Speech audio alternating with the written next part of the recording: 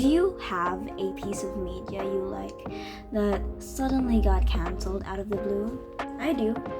It's called Treasure Planet, and you might be wondering, what are you talking about? It aired. It clearly didn't get cancelled. Well, apparently, it was going to have 2 movies. But it didn't turn out that way, sadly. And you might be asking why.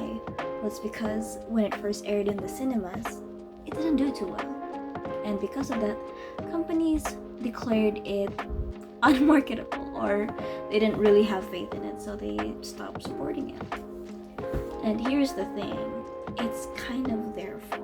Throughout the years, we've come to realize that companies don't really prioritize the work we come to as artists. As viewers, you would be devastated about it. But as a creator, when you're putting your faith into these companies to help you create your projects, only for them to discard it because they don't think it's gonna do well and make money.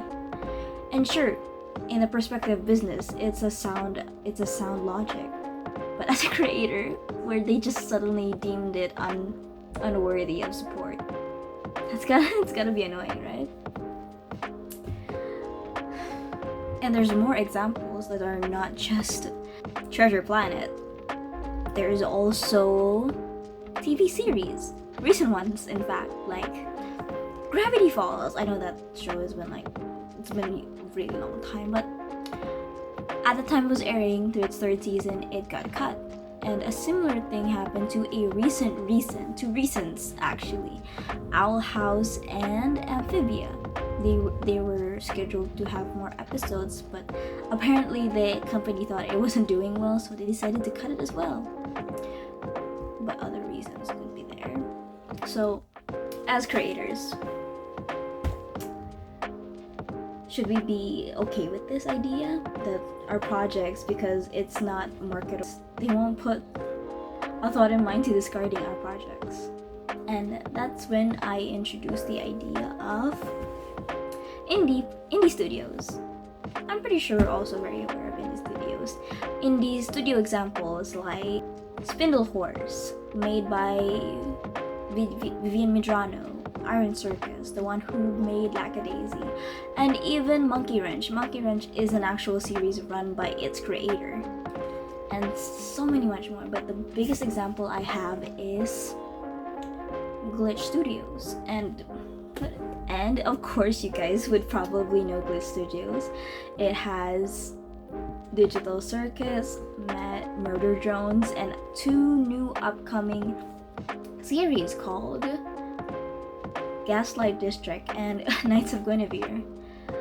These are examples of what we could achieve as artists alone, where we find a way to supply ourselves and not rely on these companies to just dangle all of the money at us and say, oh, if you want to do this, if you want to do your project, you gotta do this, do that, change that.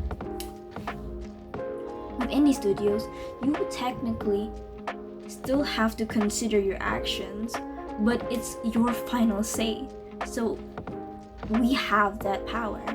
But I will not lie to you. Indie studio is just as hard as working for a company. With the highlight being is funding your projects. Without money, no show, no project.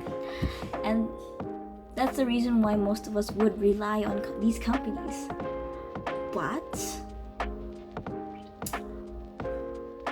me saying this doesn't necessarily mean that it's not worth the risk, because it is. Indie studio is still pretty young. There's still a lot to do, a lot to learn. And so far, I think we're on the right track. So, as creators, I want you to consider if you can settle with a company or start your own studio or be a part of one, because you don't technically have to do it alone. You're artists. You gotta support each other.